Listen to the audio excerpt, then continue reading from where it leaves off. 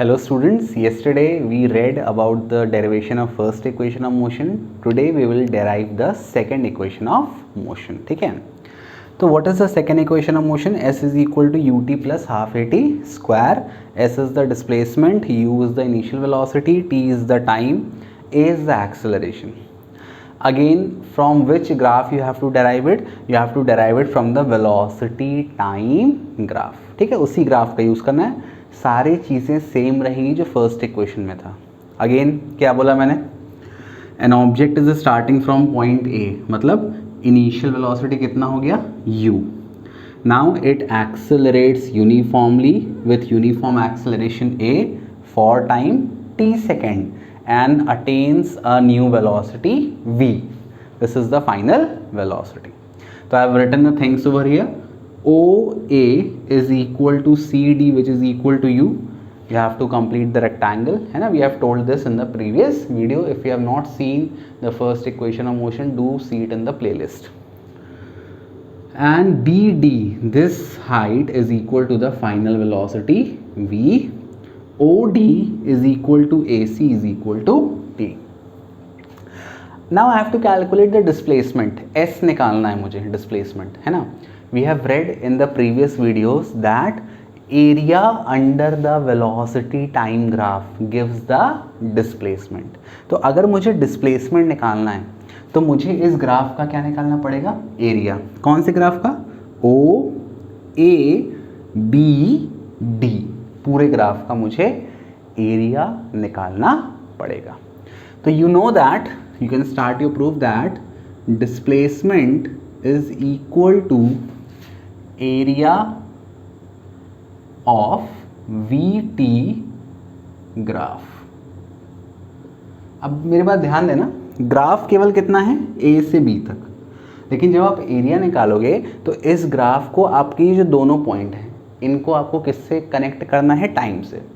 तो ये टाइम से इसका कनेक्शन O हो गया और B का टाइम से कनेक्शन D हो गया. तो पूरा एरिया क्या हो गया? OABD.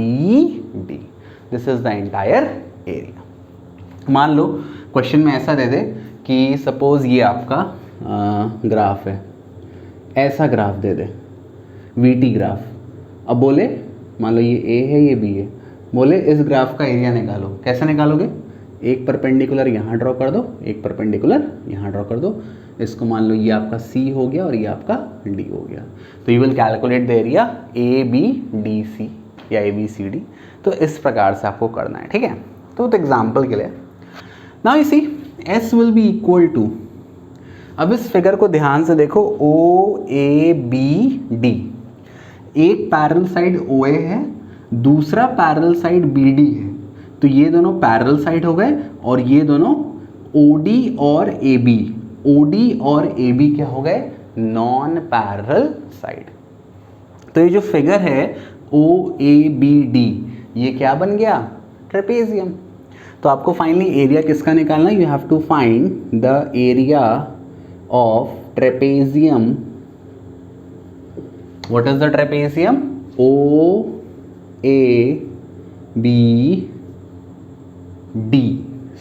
OABD. ठीक. Now I think you have read the formula for area of trapezium in class 8th. It is equal to half of sum of the parallel sides into height. अब इस trapezium को अगर आप देखो ध्यान से तो ये ट्रेपेजियम कुछ ऐसा ही है, ये ऐसा, ये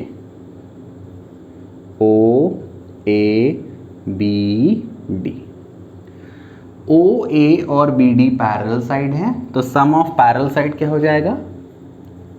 OA plus BD into height. Height मतलब क्या होता है? Perpendicular distance between the two parallel side. दोनों पैरेलल साइड के बीच का परपेंडिकुलर डिस्टेंस. तो ये दोनों पैरेलल साइड हैं, इनके बीच का परपेंडिकुलर डिस्टेंस क्या है? OD. या तो OD ले लो या तो AC ले लो, बात एक ही है. So this is the perpendicular distance between the two parallel sides. ठीक है, OD into OD. S is equal to half of, अब OA कितने के बराबर है? U के प्लस दूसरा है बी डी, बी डी किसके बराबर है, v के, v इंटू ओ डी किसके बराबर है, t के। इतना मुझे मिल गया। अब जब भी डेरिवेशन अपन करते हैं आपको हमेशा ध्यान रखना है कि आपको क्या प्रूफ करना है। मुझे ये मिल गया और मुझे ये प्रूफ करना है। अब अगर इस फॉर्मूले को आप ध्यान से देखो और इस फॉर्मूले को कंपेयर करो उसके साथ, तो यहाँ पर सब कुछ तो सेम है। यहाँ पर v है, क्या यहाँ पे v आ रहा है कहीं पे, v नहीं आ रहा, तो मतलब मुझे v को रिप्लेस करना है इस फॉर्मूले को लाने के लिए। मुझे फाइनल वेलोसिटी को हटाना है। How will I replace the final velocity? पिछले वीडियो में अपन ने पढ़ा था फर्स्ट इक्वेशन ऑफ मोशन, और उसमें अपने को क्या पता है, v किसके बराबर होता है, v is equal to u plus at। तो v की मैं ये पूरी वैल्यू उठाकर यहाँ पर क्या कर दूंगा, सब्स्टिट्यूट। तो देखो क्या आएगा, half of u plus, in place of v क्या रख दिया मैंने, u plus at into T. s is equal to half of u plus u, 2u, कई बच्चे u स्क्वायर बोलते हैं, u स्क्वायर नहीं होता है बेटा, 2u होता है, ठीक है। कोई लोग नहीं भी बोलते होंगे तो सब लोग मत समझ लेना कि सब लोग एक ही जैसे हैं, प्लस at इंटू टी। अब क्या करना है, इस t को आप मल्टीप्लाई कर दो, तो क्या आएगा, s is equal to half of 2ut plus at into T कितना हो जाएगा, at स्क्वायर, ठीक।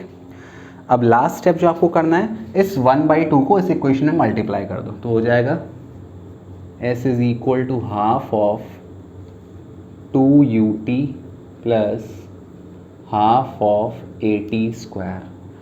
2 and 2 will cancel, finally you will get s is equal to ut plus half at square. This is the derivation of second equation of motion. Now we will read the derivation of third equation of motion. Okay, thank you.